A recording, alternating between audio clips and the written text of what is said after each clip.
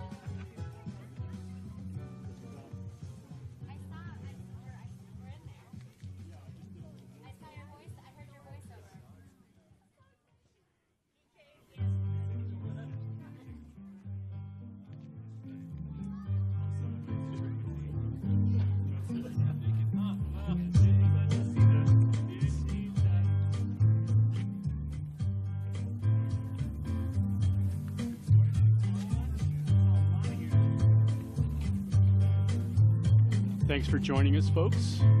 The festivities will commence shortly as the ribbon cutting ceremony for the Palo Verde Park Historic Preservation Project in the city of Peoria takes place. Councilmember Bridget Binsbacher, as well as Community Services Director John Sefton, and the archaeologist on the project, Barth, will be speaking, talking about the restoration, the preservation, all of the care that went into creating this beautiful, historic, preserved site of indigenous lands, as well as interpretive walking trails, playground area, ballpark, and an accurate restoration of the Hohokam village that was originally on this site.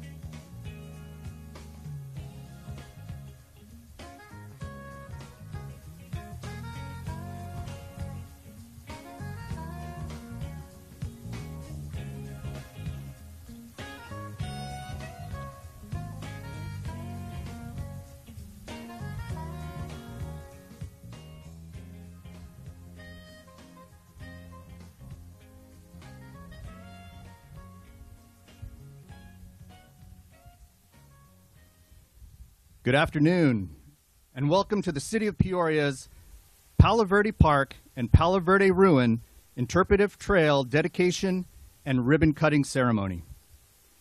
I'm John Sefton, Community Services Director, and it is my honor to introduce the dignitaries and the project team for this wonderful enhancement to our city's amenities. With us today are Council Member John Edwards, Council Member Bill Patena, and I'd like to welcome to the microphone for a brief welcome, Councilmember Bridget Binsbacher of the Mesquite District. Thank you, John.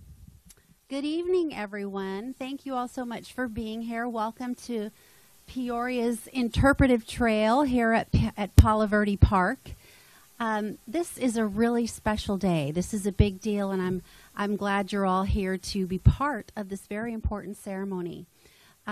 You know, you're going to hear some facts today, historical facts associated with this land and this area that are very, very meaningful to hopefully all of you and definitely to the city of Peoria.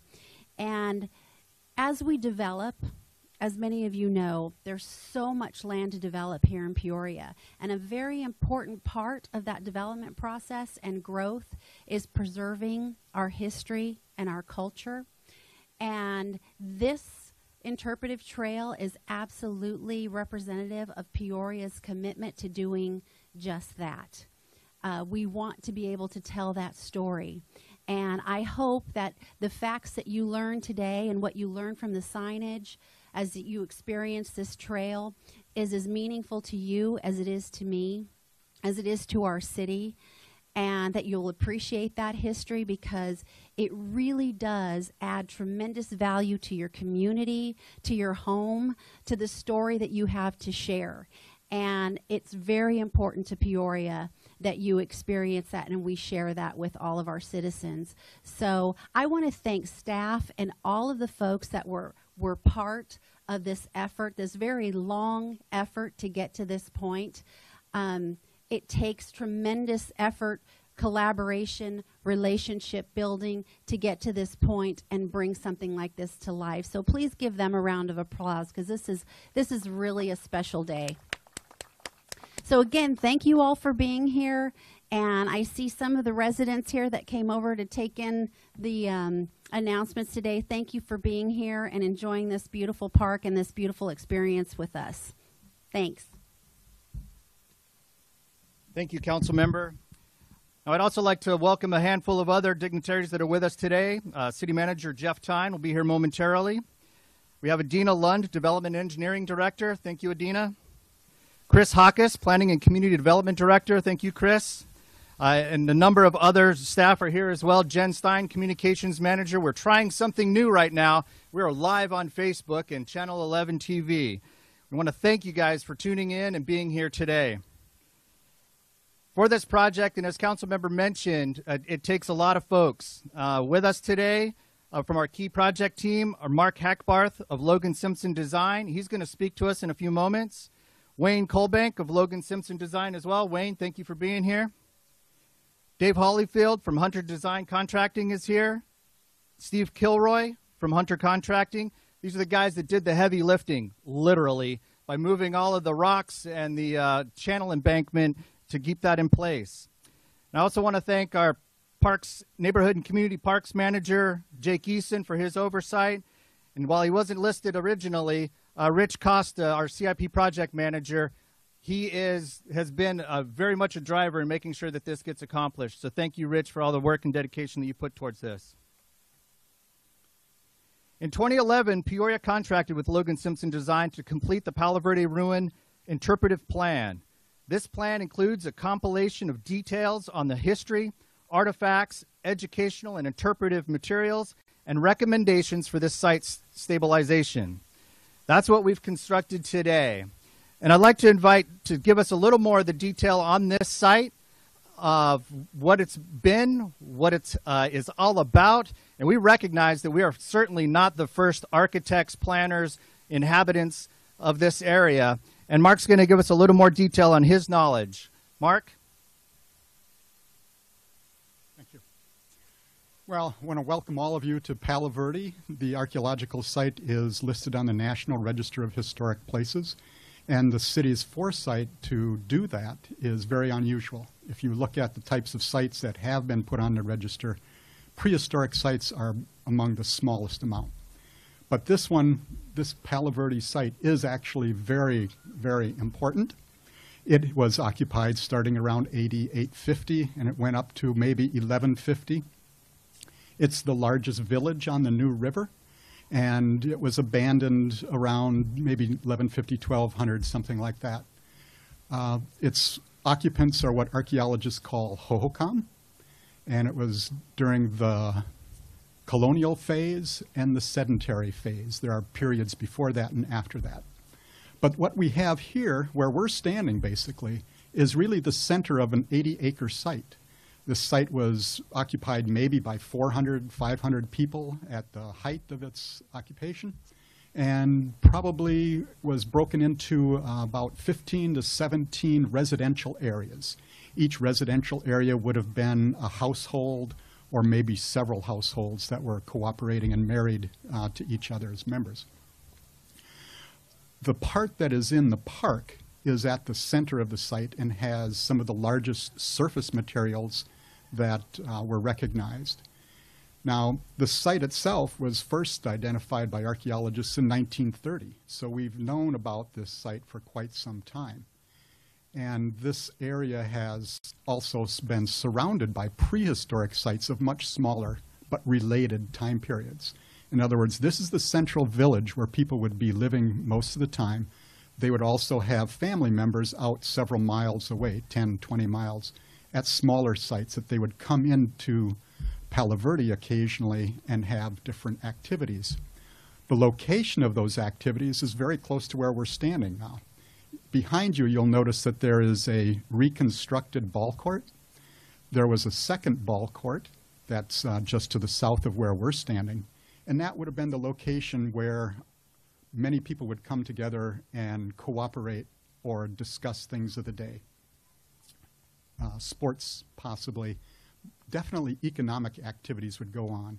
Think of it when you invite your cousin over, they bring food, you bring a little bit of food, you meet together and you have a little pickup game or something like that. That's pretty much probably what was happening here, with an emphasis on the economics. So one of the things that the archaeologists have looked at are the ceramics that come from this site, and the lithics, those stone tools that come from here. Those kinds of information provide data about where people were interacting.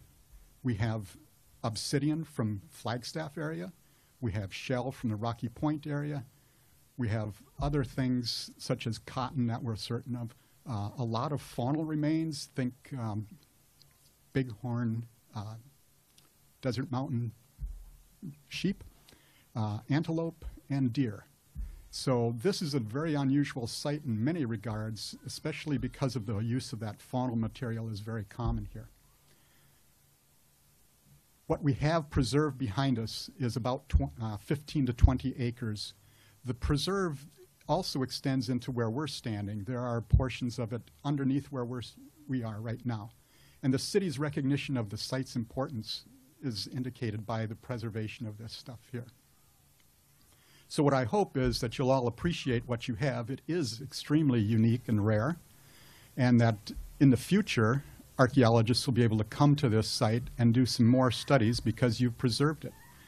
As you know, everything that gets built on is pretty much destroying archaeological sites. So this is very rare, a unique opportunity that the city has presented to the nation as a whole. So again, thank you.